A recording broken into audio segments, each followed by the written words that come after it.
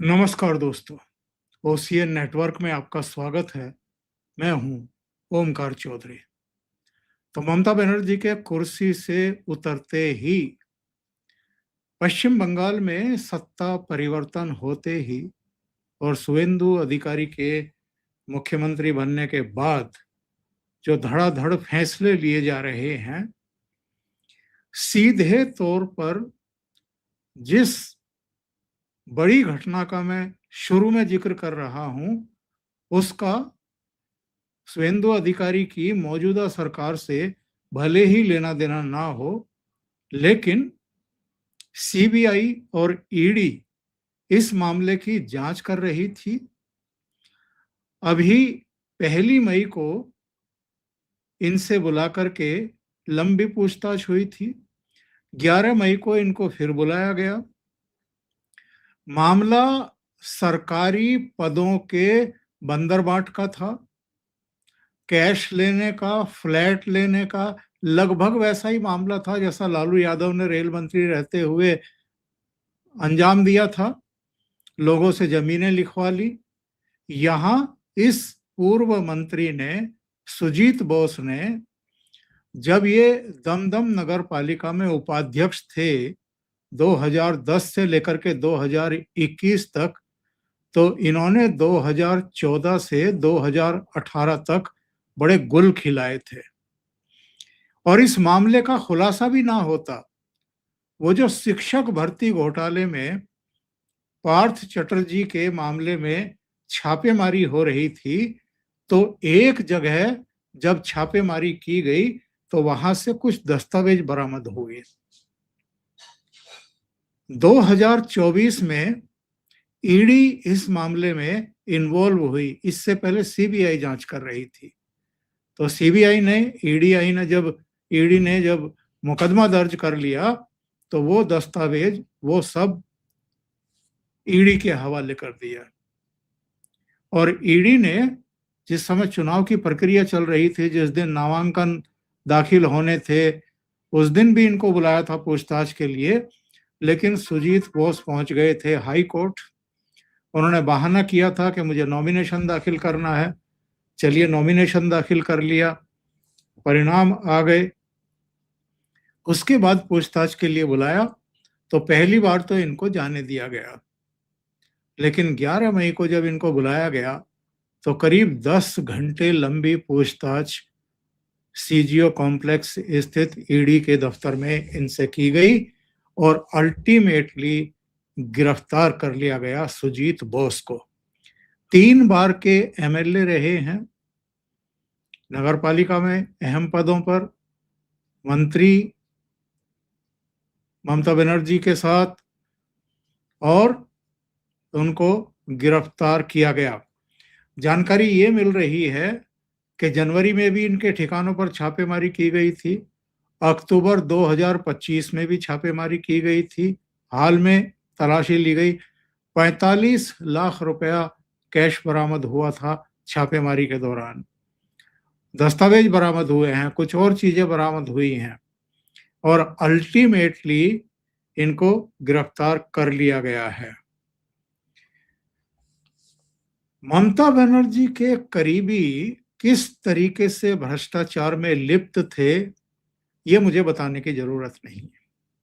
तो उनके करीबी और जो बाहुबली माने जाते रहे, और चुनाव के समय जिनके सुर बदल गए थे पूरी तरीके से, क्योंकि शायद ममता बनर्जी ने नजर घुमा ली थी उनकी तरफ से, अनुव्रत मंडल को भी गिरफ्तार कर चुकी है। जो पशु तस्करी का मामला था, करोड़ों अरबों रुपए बनाने का मामला था। इसके अलावा पार्थ चटर्जी, उनकी महिला मित्र, उनके यहाँ छापेमारी हुई थी। एक और इनके मंत्री गिरफ्तार किए गए थे बीच में। इनके भतीजे अभिषेक बनर्जी की पत्नी, उनकी साली साहिबा और कुछ और करीबियों पर भी शिकंजा कसा ही हुआ है। और कब उन पर गिरफ्तारी की तलवार लटक जाए कुछ कह नहीं सकते हैं। जांच प्रक्रिया चल रही है। कोर्ट में भी बीच बीच में हस्तक्षेप हुए हैं। कोर्ट में भी जाकर के गुहार लगाई गई हैं। तो ममता बनर्जी पर एक तरीके से शिकंजा कसा जा रहा है धीरे धीरे। दूसरी जो अहम घटना, जो चंद्रनाथ रथ की हत्या की गई 6 मई को सुवेंदु अधिकारी के पीए की, और जिसके बारे में सुवेंदु अधिकारी ने उसी समय कह दिया था कि चूंकि मैंने ममता बनर्जी को हराया है, इसलिए उनके पीए की निर्मम हत्या कर दी गई है। और बाद में एक बयान में तो साफ तौर पर उन्होंने अभिषेक बनर्जी का नाम लिया है कि अभिषेक बनर्जी ने उनके पीए की हत्या कराई है। इस मामले में 3 गिरफ्तारियां तो उसी समय हो गई थी। जो गाड़ी का और मोटरसाइकिल का उपयोग किया गया था हत्या में, उन दोनों को गिरफ्तार कर लिया गया, उन दोनों को बरामद कर लिया गया था। और अभी 2 दिन पहले बलिया के एक शार्प शूटर को अयोध्या से गिरफ्तार किया गया और बिहार के बक्सर से 2 दूसरे शार्प शूटर्स को गिरफ्तार किया गया। लेकिन इसमें बड़ा डेवलपमेंट एक्चुअल में अब ये है कि इसकी जांच अब सीबीआई के सुपुर्द की गई है। और ऐसा क्यों करना पड़ा है? क्योंकि सुवेंदु सरकार, भारतीय जनता पार्टी का शीर्ष नेतृत्व भी इस मामले के, इस हत्याकांड के मास्टरमाइंड की गर्दन को दबोचना चाहता है। वो ये देखना चाहता है कि इस हत्याकांड के पीछे असली मास्टरमाइंड कौन है। तो ममता बनर्जी हो, अभिषेक बनर्जी हो, या इनके इशारे पर कोई और हो, इन दोनों के अलावा, इनके करीबियों के अलावा, या जो इनके सपोर्टर हैं उनके अलावा किसी तीसरे पर नजर इसलिए नहीं जाती है कि चंद्रनाथ रथ का किसी और से कुछ लेना देना था ही नहीं। और इन दोनों से भी क्या लेना देना था? क्योंकि चंद्रनाथ रथ सुवेंदु अधिकारी के दाएं हाथ माने जाते थे। उनके चुनाव प्रबंधन से लेकर के उनकी जनसभाएं, उनके दौरे, यहां तक कि उनके फाइनेंस का भी काम, जो भी लेन देन होता था, जो भी मैनेजमेंट किया जाता है, वो सारा कुछ चंद्रनाथ रथ देख रहे थे और उन पर आंख मूंद करके भरोसा करते थे सुवेंदु अधिकारी। 1-2 घटनाएं मैं बता सकता हूं। जब स्ट्रांग रूम में पहुंच गई थी देर रात ममता बनर्जी और वहां पर इन्होंने ड्रामा शुरू किया था, 4.5 घंटे तक वहां पर ये पहुंची थी, तो इनके वहां जाने, उनको वहां जाने देने को लेकर के अगर किसी ने ऐतराज किया था तो वो वहां पहुंचने वाले चंद्रनाथ रथ ने उनका विरोध किया था और अधिकारियों से भी कहा था कि आपने इनको अंदर जाने की अनुमति कैसे दे दी। वहां बीजेपी के कार्यकर्ताओं को इकट्ठा करके उन्होंने हंगामा भी कराया था। इसके अलावा भी कई ऐसे मौके आए हैं जब सुवेंदु अधिकारी नहीं पहुंचे और डेमोन्स्ट्रेशन को, आंदोलन को, विरोध आंदोलन को एक तरीके से लीड किया था चंद्रनाथ रथ ने। और एक वीडियो ऐसा भी पिछले दिनों वायरल हुआ जिसमें अभिषेक बनर्जी ये कहते हुए दिखाई दे रहे हैं, सुवेंदु अधिकारी को चेतावनी देते हुए दिखाई दे रहे हैं, संभवतः ये चुनाव के समय का ही होगा, कि अपने जो चंद्रनाथ रथ हैं उनको संभाल करके रखो, सुवेंदु अधिकारी को कह रहे हैं। तो ये जो सीबीआई को जांच पड़ताल सौंपी गई है, मुझे लगता है कि शिकंजा और अधिक कसा जाने वाला है। दूसरे जो फैसले अभी तक लटके पड़े थे वो अब क्यों फटाफट सिरे चढ़ रहे हैं?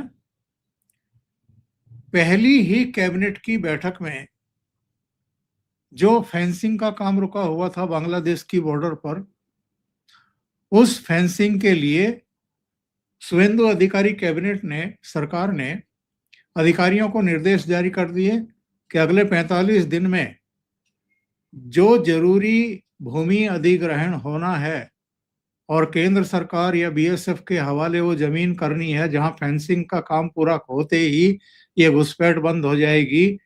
अब इनकी पहली ही कैबिनेट की बैठक में ये फैसला कैसे हो गया? और ममता बनर्जी क्यों इसको जानबूझ करके लटकाए हुए थी? इससे पता चलता है कि ममता बनर्जी के मन में चोर था और वो घुसपैठ को बंद ही नहीं होने देना चाहती थी।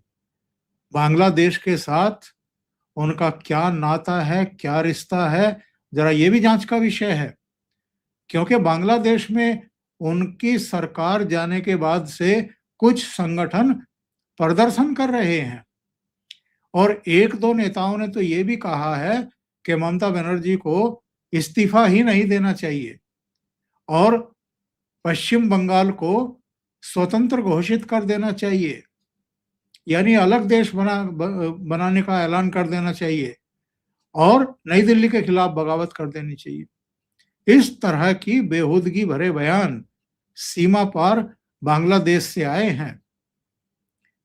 तो ये तो खैर भारत सरकार को देखना है और हमारे विदेश मंत्रालय को देखना है कि ये कौन तत्व हैं और इतनी आजादी उनको वहां कैसे मिली हुई है। देखिए, कैबिनेट की पहली बैठक में शुभेंदु अधिकारी की सरकार ने क्या क्या महत्वपूर्ण फैसले लिए हैं वो जानना जरूरी है और ये भी सीधे ममता बनर्जी सरकार के कार्यकाल से जुड़े हुए हैं।